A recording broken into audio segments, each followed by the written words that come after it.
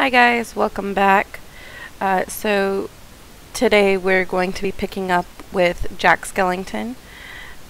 This is the second half of the shoe paint, and I'm going to try and continue as much as possible.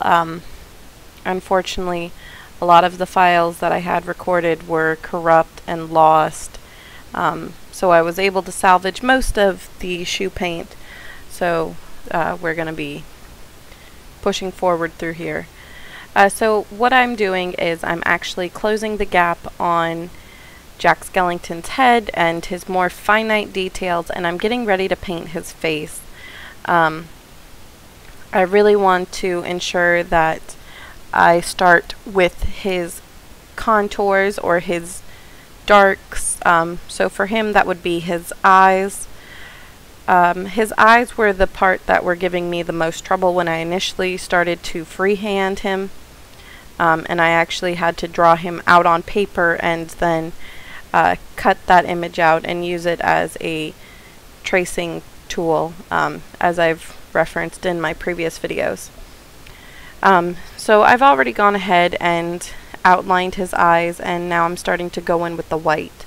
The reason why I start with the darks is because sometimes when you go over with white or another light paint, you can actually lose part of the image, even with a graphite pencil that was very deeply impressed into the shoe. Sometimes the paint can cause a haze or disorientate it, and just to ensure that I really captured his eyes, because that's the biggest part of Jack, I was trying to start with that first.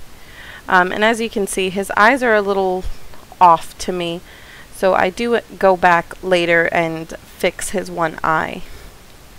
But I try and take breaks in between, especially for his mouth, to allow the white paint to dry, because we really want his mouth to be very pencil thin and very, very dark. So it's best to let the white paint set and dry before you go in and create a line and you add the stitch marks. And actually, because of all the wet paint that I had, I ended up taking a break and going back into the side design for him, which would be continuing the line work. As you can see, those lines are very tiny and very thin, which I'm using a pencil paintbrush for, which is basically just a dried out tip to a paintbrush that you don't get very, very wet or saturated with the paint, and it acts as a pencil. And one thing I'm not sure you're going to be able to really pick up on or see in the lighting and in the camera angle is just how streaky my stripes are.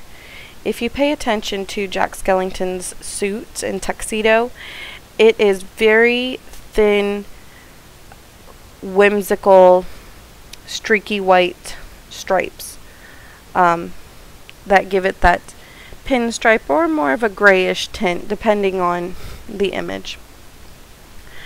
And at this point I'm trying to decide if I want to continue doing it onto the actual Jack Skellington himself. Those stripes are rather hard to control, and Jack is a very, very thin figure, so I would have to be doing it carefully.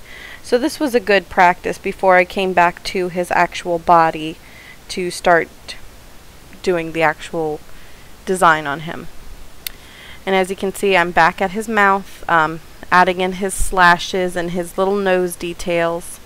One thing you may not be able to notice either, which is very hard to pick up on, is Jack's shadows. Since Jack is claymation and he is a rounded figure, he has very slight shadows, which I have gone ahead and added around his eyes and the side of his head.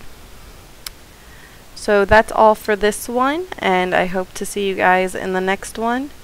If you like this video, please like and subscribe, and I hope to see you guys next time. Bye!